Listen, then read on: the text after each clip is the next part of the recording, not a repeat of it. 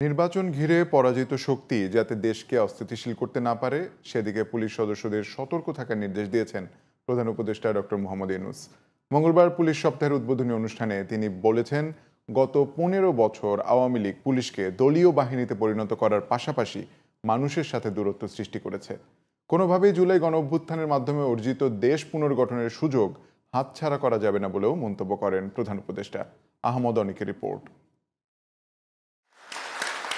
মঙ্গলবার Rajarbagh police লাইন্সে police সপ্তাহ ২০২৫-এর উদ্বোধনী অনুষ্ঠানে যোগ দেন প্রধান উপদেষ্টা ডক্টর মোহাম্মদ ইউনূস।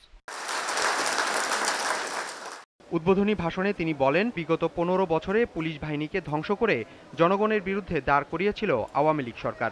দায়িত্ব নেয়ার পর পুলিশ বাহিনীর সংস্কারে বিভিন্ন উদ্যোগ নেওয়া হয়েছে এবং পুলিশ সপ্তাহে যেসব তথ্য উঠে এসেছে তাও সমাধানের আশ্বাস দেন সরকার প্রধান। স্বৈরাচারী শাসনামলের ১৫ বছরে দেশের পুলিশ বাহিনীকে দলীয় বাহিনীতে পরিণত করায় সমস্ত ব্যবস্থা ধ্বংস হয়ে গেছিল। স্বৈরাচারের অবৈধ অন্যায় আদেশ পালন করতে গিয়ে পুলিশ বাহিনী ব্যাপকভাবে জনরোষের মুখে পড়ে। মাঠ পর্যায় থেকে শুরু করে সকল স্তরে আইন শৃঙ্খলা বাহিনীকে জনগণের বিশ্বাস অর্জনের জন্য কাজ করতে হবে। এই কাজটা আপনাদেরকেই করতে হবে, আর সরকারের দিক থেকে যা যা প্রয়োজন তা বাস্তবায়ন করা আমাদের দায়িত্ব। আমরা সে দায়িত্ব গ্রহণ করছি। নারী ও শিশুদের নিরাপত্তায় পুলিশ বাহিনীকে সর্বোচ্চ সংবেদনশীল থাকার নির্দেশ দেন ডক্টর মোহাম্মদ ইউনূস। আমি আপনাদের প্রতি আহ্বান জানাই, নারী ও শিশুর নিরাপত্তায় সর্বোচ্চ সংবেদনশীল হয়ে কাজ করবেন। সকল শ্রেণী পেশার নারীরা যেন যে কোনো হয়রানির ঘটনায় পুলিশের হটলাইনে ফোন করে সর্বোচ্চ সাহায্য পায় সেটি নিশ্চিত করবেন। নির্বাচনের আগের সময়টা অনেক কঠিন উল্লেখ করে প্রধান উপদেষ্টা বলেন, পরাজিত অশুভ শক্তি যেন কোনোভাবেই ঐক্য ভাঙতে না পারে সেজন্য পুলিশকে সতর্ক থাকতে হবে। আপনাদের সজাগ দৃষ্টি রাখতে হবে, পরাজিত শক্তি যেন কোনোভাবেই দেশকে অস্থিতিশীল না করতে পারে। অশুভ চক্র আমাদের স্বপ্নকে, আমাদের ঐক্যকে ভেঙে দিতে সব শক্তি নিয়ে চেষ্টা করছে এবং চেষ্টা আরো কঠোরতর করবে।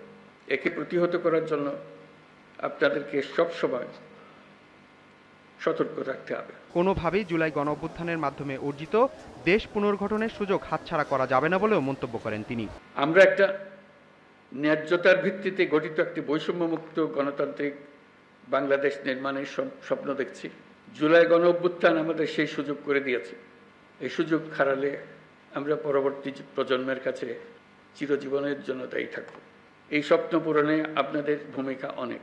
পুলিশকে কেউ যেন ব্যবহার করতে না পারে তা নিশ্চিতে সরকারের পাশাপাশি এই বাহিনীর প্রতিটি সদস্যকে সচেতন থাকতে হবে বলে জানান ডক্টর মোহাম্মদ ইউনূস। পুলিশ ও অন্যান্য বাহিনীর সম্মিলিত প্রচেষ্টায় দেশের আইন শৃঙ্খলা পরিস্থিতি অনেকটা নিয়ন্ত্রণে আনা সম্ভব হয়েছে।